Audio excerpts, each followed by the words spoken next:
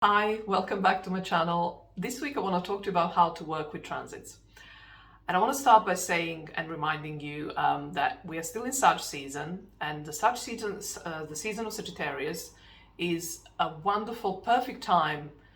It's what it's for, basically. It's what it's most used for, even by you, even if you don't necessarily are aware of it. Think about it, kind of like what happens during the Sag season. But one of its key purposes that we tend to use it for is to make sense of what happened to us in the Scorpio season, which is the season of shadow work. Well, whether you do shadow work or not, we are faced with our shadow or shadows during Scorpio season more than most than other seasons. In the way that we are aware of it and conscious. Of course, we have the Cancer and the Pisces season, which are another water houses, which are, unconscious and collective consciousness. So it's like they're more maybe difficult to discern and feel like we are faced with a shadow, like there's something there, but we might not be so clear about. But when it comes to Scorpio season, that's where the awareness is at its sharpest of the shadow and all the darkness that it's in us, or the yuckiness, all around us, right? So we go through that, and then Sag season comes, and we sit around the fire and we tell stories about it. And so some of the stories you might want to be telling is of your transits. And so I have started doing the astro vlog. In fact, it's coming next week. So make sure you watch it, where I do exactly that. I sit around the fire, well, not literally, obviously, but and I tell you my story of my most recent fascinating transit, in the sense of it. Obviously, it's my own personal transit, so the themes of the transit will not maybe apply to you if that, but because it's a transit, and you will see. But what's fascinating is how the process of, and it showed me, and therefore you, how it's so important to follow the steps that I will share with you in a moment, just to get clear about what exactly is happening. So studying, or rather, well, studying transits is a good term, isn't it? Like working with transits, but studying them is certainly part of that. Is also good for two reasons. One is that it's a great way to learn astrology, if you haven't realized that already. I'm sure you probably have, but because the transits go through the whole chart. Like, so even though you may not have anything in Cancer season, you are very much steeped into the Cancer archetype. And then you will maybe have other cardinal planets that will be aspecting that transit, of the Sun, of the Venus, of the Mercury, and anytime any other planet like Mars and Jupiter goes through that Cancer, right? So my point is, all other signs, other houses, like you may have nothing in a house of, like one of you have recently commented that they have nothing, like I can't remember which part of the chart is kind of hardly anything there, but all the transits are happening there. So Capricorn and Pisces, I think. So when we don't have something in our chart, it's a kind of empty ghost town area of our chart, and then we have particularly big transits happening there that are there for a long time. We are more than enough aware of that, maybe for the first time. In fact, very likely, depending on our age, obviously, but we are very aware all of a sudden of that area of our chart, and so much of what we possibly neglected or haven't done. So my point is, with we learn astrology in such a profound way. It's always through our personal experience, but that's, if you ask me, that's like for everything in life. It's always filtered through our own personal lens. How much we'd like to think that we are objective, I don't think we are ultimately. So that's my take on it. So there is that reason to study. Studying your transits really gives you a fantastic, meaty understanding of astrology, full stop, right? And it also gives you're learning rather from personal experience. So it's really like lived, like a wisdom, which is why I call myself Astrology Crown. This is how I studied astrology. For the first 2 decades of my work with astrology. Only then I kind of had a couple of classes of schools, and they were great and fantastic, but I had so much already knowledge and experience of the planets and archetypes in my own chart, but also therefore all the other planets and archetypes just through the transits, even if I don't have them personally in my chart, right? So, but it's through my own experience, and that makes it kind of unique. So all of you will have your own unique interpretations, which is I would personally love to hear you. like something that it's just based on your own specific experience of a transit, and therefore those planets. But also it gives you, it's like you become an embodiment of the knowledge that you have gained because you have lived it. So if that's something you strive for in life in general, to be an embodiment of your wisdom, of your lived experiences, that's a great way to do it. And the one other thing that I would say about why it's so great to work with transit is for shadow work. And why? So I'll speak to that in a moment when I start to talk about a process that I use. But ultimately what it does when you work with the transit, it faces you, and you should be absolutely seeking the shadow expression. It's inevitable. It's like we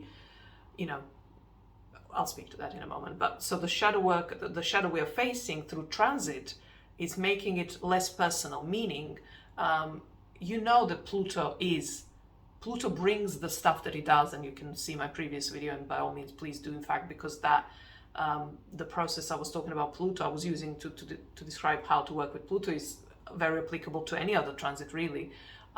It's just that with Pluto will be super intense and intensified, but you can use it for any other transit, so do watch it. But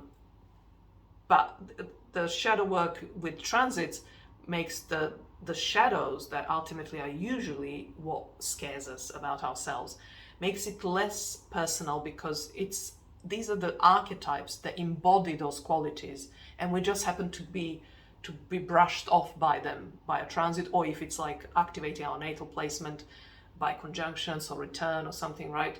It's just reminding us it's there, but it's what the archetype carries with it. So it shouldn't, I would not ever promote abdicating one's responsibility, ability and agency to respond to whatever's going on in your life, particularly the difficult stuff.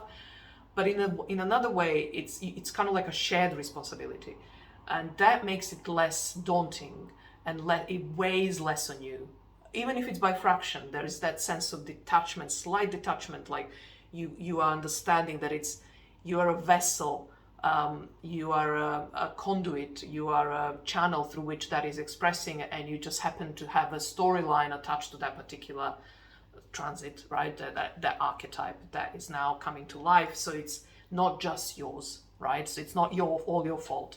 But like I say, the responsibility and the agency to work with it, we should all embrace fully for ourselves, and always know, and this is the piece, like always know that it's also shared by the world. Maybe you don't personally know anyone who shares that particular trait, that it's so yucky to you, but you can absolutely rest assured that there are so many out there that do. And so and you're all working through it because it's a collective thing, that it's just some of us has been given a portion of it more than others, right? Hence less personal and therefore easier. Now, so the actual working with transits, when we say transits, we mean current transits, or when I speak here about transits, I mean primarily current transits. So currently, we have Saturn in Pisces, we have Pluto at the end of Capricorn, we have Neptune at the end of Pisces, we have Jupiter and Uranus in Taurus. So you will have planets or approaching or just been in some kind of connection, whether it's square, opposition, sextile, trine, conjunction, whatever. And then you have other transits like Mars and Venus, Mercury, Sun, of course, and Moon. But those bigger ones are far more kind of powerful and also noticeable, and also I personally find far better to work with. And I'll talk a little bit about that in a moment. But my point there being they're current transits, and therefore they're most alive in us. So I think currently I have nothing happening with Jupiter, like it's not touching any of my planets. Being in Taurus, being that I am and all that, it's certainly significant, but I'm not feeling it as much. No, not really.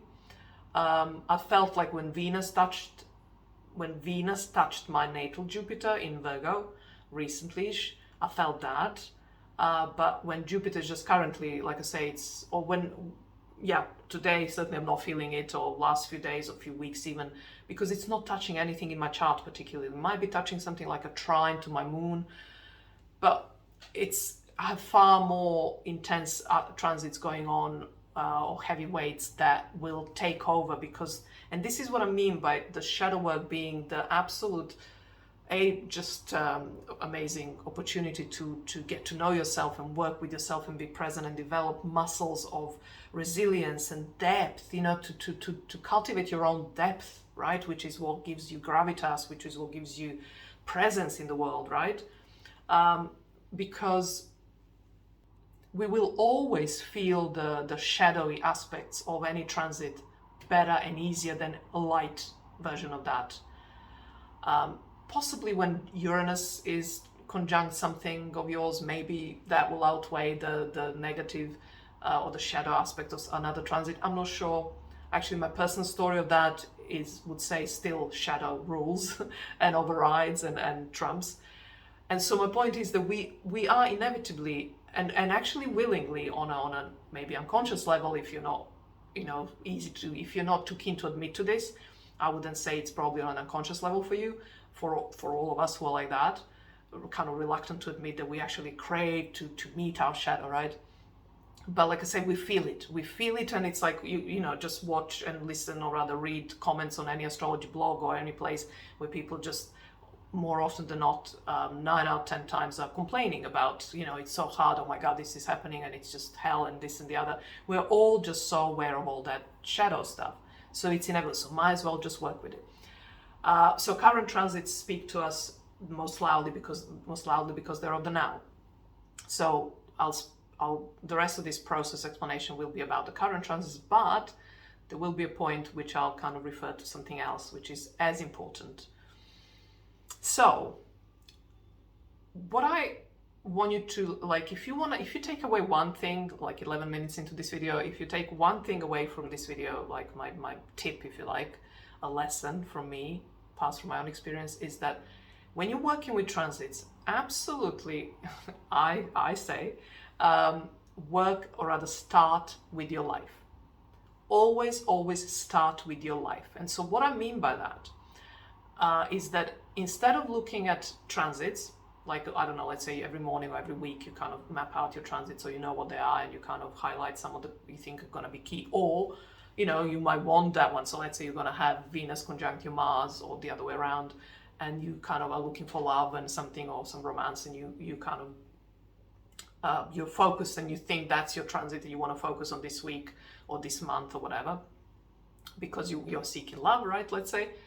But at the same time, you have other transits like Saturn squaring your Sun and Mars conjunct your Pluto or something. My advice is, don't start with the transit, start with your life. So when you wake up, and this is a daily, so that's what I mean, watch next week's, it's really gives you such an insight into how to work with, through my own experience, how to work with transits. But I'm now theorizing, I'm trying not to get too experiential. So starting with life means looking at what's most alive for you, and then looking for or listening to the transit, to the language of the current transits that you have in your life, and which language of these transits is the closest to the one of your actual experience. So this, by language I mean descriptions and the themes, but and so for instance, if it's about intensity, or if it's about aliveness, or if it's about obsessions and that kind of stuff, you know if that's what your feelings, if you feel all of a sudden obsessed about something and you're just feeling like such a sense of aliveness as well, and this intensity towards something, I would go to Pluto. I would think, what Pluto transit is happening here for me? And so so that's what I mean. Even if actually you have this lovely other encounter with Venus and Mars, which promises potential romance, you may well be not experiencing that because there is so much of Pluto work that you have to be doing instead. And what will tell you that is your actual experience, what it is that you are most. So you could be obsessed about love, so maybe that will take you, maybe that will be, maybe that will tally without the Pluto being part of it. Mars is a kind of a lower octave of Pluto, so there could be some obsession there. But that's my point. You first start with what it is that you're feeling, what it is that's bothering you. That's kind of what we always start with, which is what I meant by the shadow is there and draws us first and foremost every single time. So we always start with this something is really what is it bugging me, upsetting me, triggering me, whatever. And you're in it, you know the language of it, and then you look at the archetypes, as in the transits, right? And then you decide which one actually is that one. And that's the one, because it's most alive for you, that you should dedicate your time to working with, because it's most alive and it's calling to you. It's like the loudest, like, hey, this needs attention now. So that's why I say start with life. Look at yourself first and then see what astrology corresponds to your experience. Then, like I said about the shadow, as you now identify what transit that is, I would say look for the shadow expression of that. So one of the greatest books on shadow expression of every planet, not signs, but planet, but you can use it for correspondence. So Pluto would be Scorpio, Mars would be Aries, also maybe Scorpio, but I would stick with Aries. Saturn is Capricorn, Moon is Cancer, and all that. So this book is all about the planets. It's called, it's Ren Butler, called The Archetypal Universe, I think. It's in my book recommendations video. I'll link it below. Or just, whatever other sources of you have, of people that you follow, or content that you read, or books that you read. So look for the shadow expression of that transit. So if it's Pluto squaring a sun, you're looking at Pluto and Sun. So what's the shadow expression of the Sun? What's the shadow expression of Pluto? And then obviously the signs. So if it's in Cancer, then you look at the shadow expression of the Moon if the Sun is in Cancer, and if Pluto is in Capricorn, as it is, then look at the Capricorn shadows, right? So you combine all that, and what you're ultimately listening for is your reactions to it. It's like, what's triggering, what's making me upset, like, I don't like this, that's not, and then the most alarming, right, the most urgent attention seeking and calling you to the most urgent action are the ones that go, no, that's not me. Watch out for those, like really disgusted, kind of like, oh no, that's not me. Just sit with that. How is that not you? Why are you so reacting so much in such a way if it's not you, and that kind of stuff. So now you identify the shadow, you need to now learn how to accept it. Now that is something that I have left like a cliffhanger on my next week's video, which I recorded already. And I will be following up on that, so you will know how I work with that as well. But that is then totally dependent on the actual transit. So there is a common denominator to all of these at that step, all of the transits at that step of acceptance, which is just, I always think of yoga as in, physical body practice, right? Decades ago, when I was doing it, when I was sort of stretching and it was a bit painful, I'll never forget, and this was before I even connected with astrology, that she was saying, lean into it. And I know it's a term nowadays used often actually to do it, lean into whatever hurts, pain, blah blah, but she said it, and what I mean by that is I actually experienced what it means on a physical level. Like, so I just, or did she say lean into or relax into it? Maybe she said relax into it actually, because she must have said that. I don't know why my memory says lean into. Anyway, corrupt memory. So I relaxed into that stretch, and it was a stretch, right? It was sore, it was painful, like I was struggling, but I just relaxed into it. Like I just didn't push. I relaxed, and I immediately felt like I'm like a stretch. It stretched even further. Like it was physical. It was tangible. It was measurable. Like I just dropped that little bit more. Just stretched that little bit more. It was amazing. So that's what acceptance feels like. It's like you need to relax into, find a way to relax into. So by find a way, I'll get into that in a second, but to relax into it so that you can feel that you have moved through it. It's not having that grip on you anymore. And so if you watch my previous Pluto, how to work with Pluto video, which I'll also link below, I speak of 3 phases of how, and you can use it here as well for any shadow work, which is consumed, detached, and then exhausted. So this kind of, when you're consumed, is a form of being relaxed into it, even though the consumption might feel not relaxing, but you're in it, like you're so in it, you're consumed by it. So in a way, I have allowed myself, by relaxing into that pose, to kind of sink into it, by be overlapped, what's the word? Overtaken by it. And that's a sense of consumed, submerged in it. That's a sense of being consumed by it.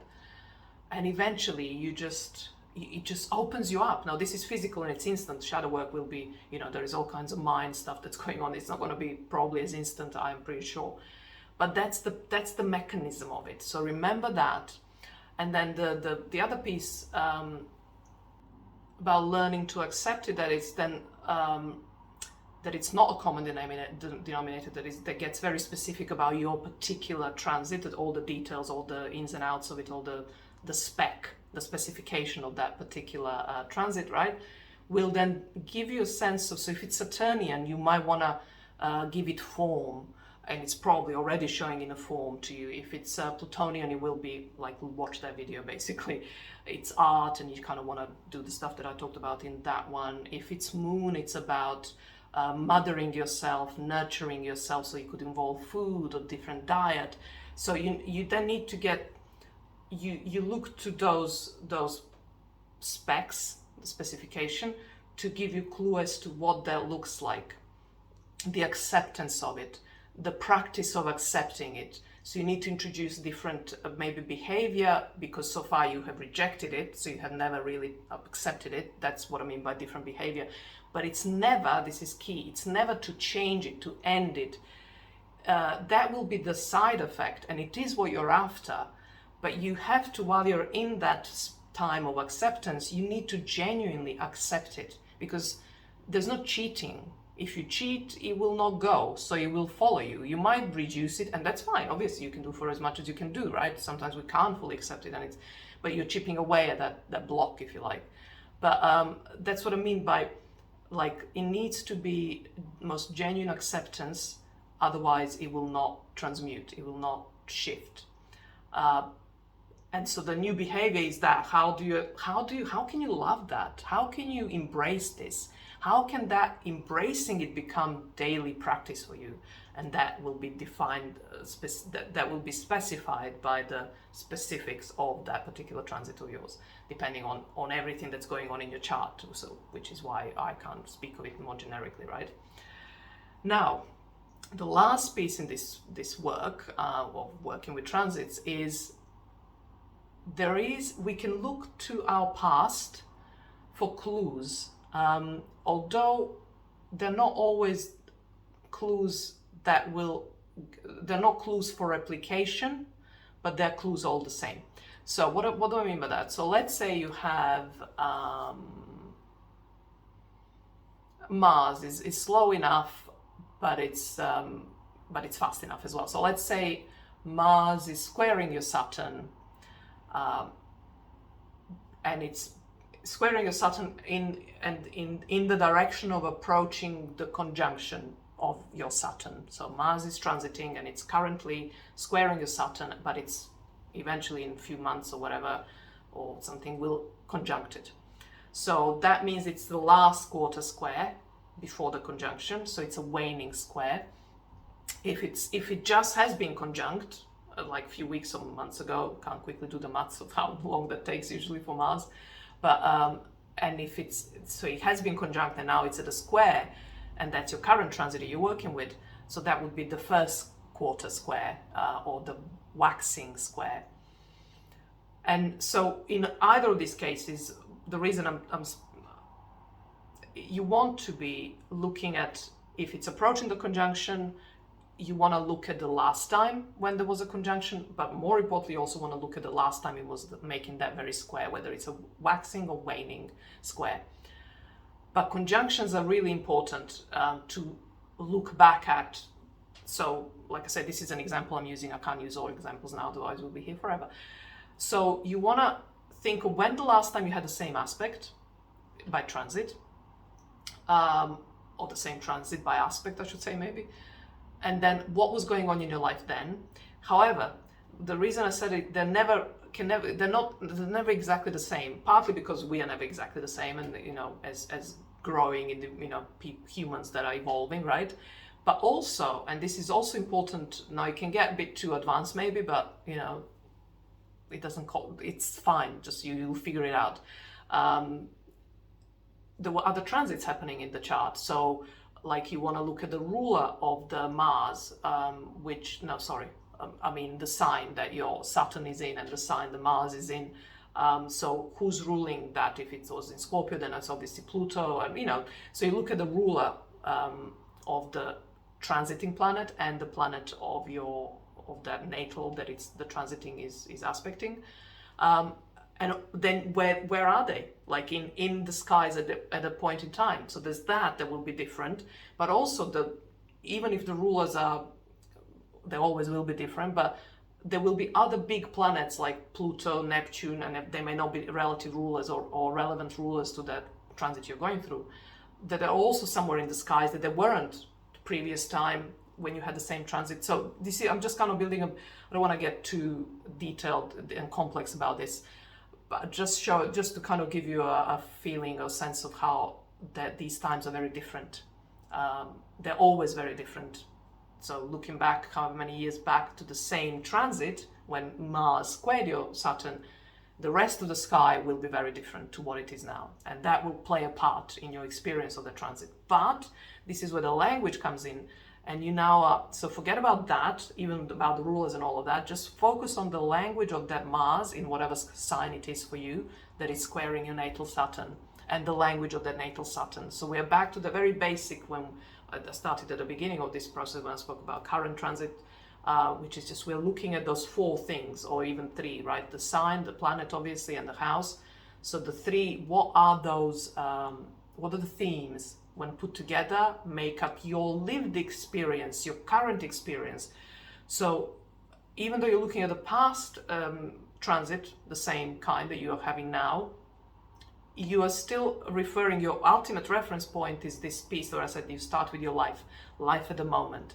So if the language of your current life experience doesn't really resonate much with the language of the transit at the time, even though it's the same transit, but because for whatever reason different things were happening, like your life experience then rather is not relevant to your life experience now, that's what I'm comparing here ultimately, then just you won't find as much guidance from the previous transit, but you may. And I have been, my experience has been of both. There were transits that you would think like would be, wow, this is a big transit. So I looked in the past and I cannot find any relevance to that life experience and my current life experience. And other times they were just like phenomenally, like you can see the sequence. So I'm now getting at the next level of whatever I was dealing then with. So that's my point. You will be somewhere in the middle and you will experience both of these at, one day, one time this, another time the other, right? And just remember, throughout all of this work, you are learning, not just, that's a side effect, you're learning about astrology. It's like you don't have to think about that. What you're thinking about is like, what is this transit doing for me? And why is it happening to me? What am I asked to do, to learn, to change, to get better at, to deepen, to cultivate more, to explore, to face, that is the ultimate point of working with transits or with astrology in general. And on that note, I hope this was helpful. Let me know any questions, anything in the comments, and I'll see you next week. And check my next week's video where I talk about my own personal transit and how I work with it.